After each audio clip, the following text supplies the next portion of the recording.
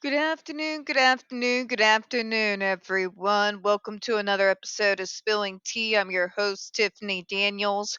We're going back to that horrible world known as JRC, but before we do the usual disclaimers, very obviously I managed to survive Way Day, but dear God, no, I don't want to discuss it. All right, to the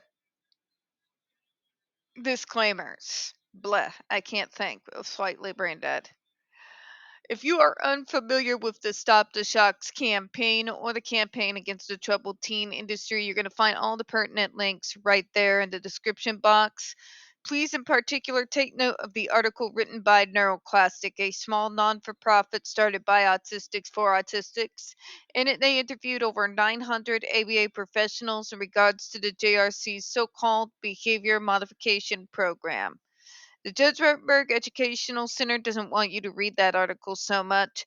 They threatened NeuroClastic with a defamation lawsuit if they did not remove it from the website. NeuroClastic refused, so you know the drill. Please read the article. Share it on all your social media.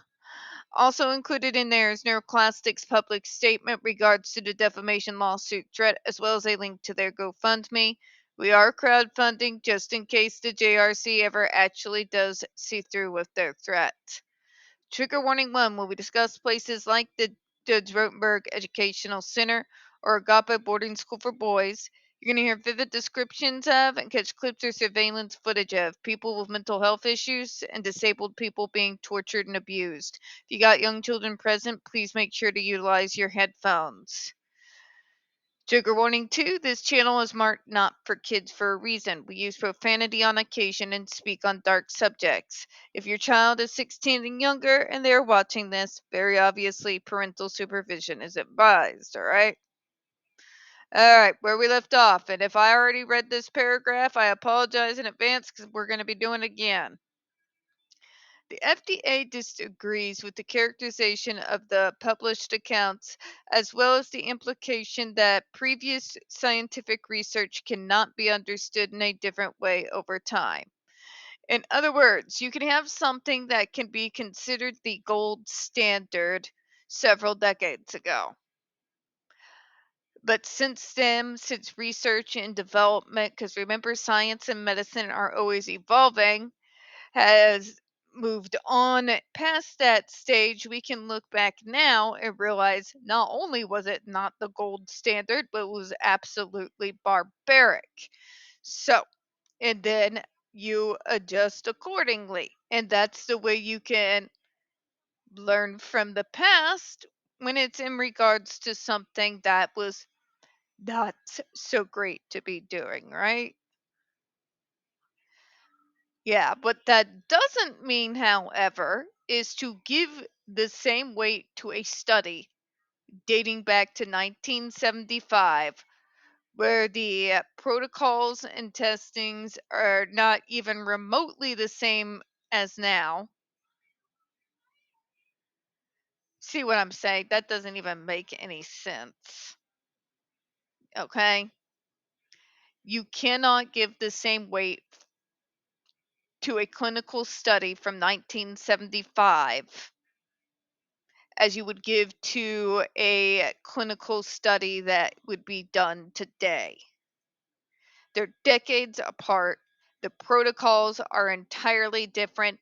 What is considered the standard care and the gold standard are entirely different. You cannot make the argument that they should hold the same amount of weight. Okay?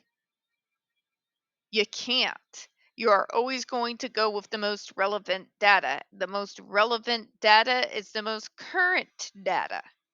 Period. Okay?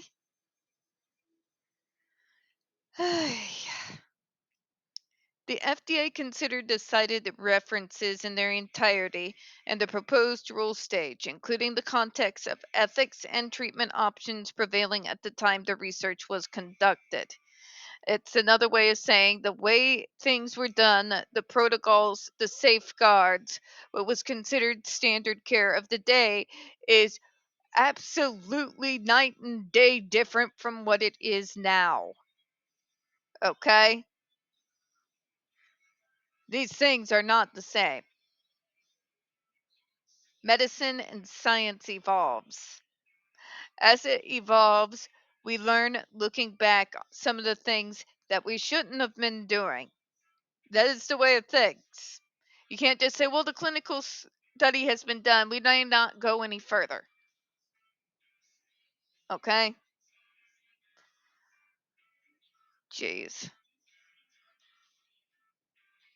We note that this comment relies on research from an earlier decades, both date back to 1975, well before the development of less invasive behavioral treatment.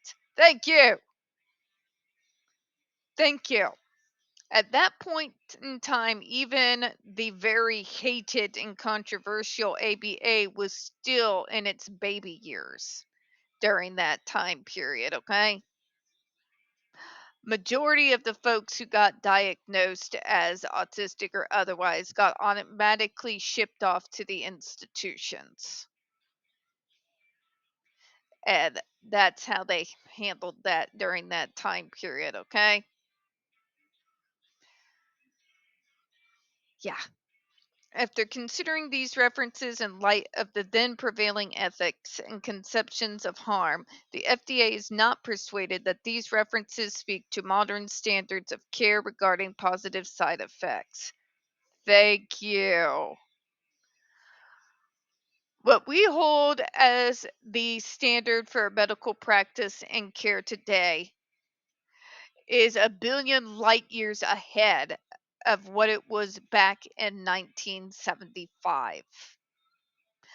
In regards to any treatment, and when you're testing it, it's being tested with way more scrutiny than it has been in the past. Also, there is more of a concern in regards to the comfort and the desires of the individual who's being treated. That is being taken into far more consideration today than it would have been in 1975.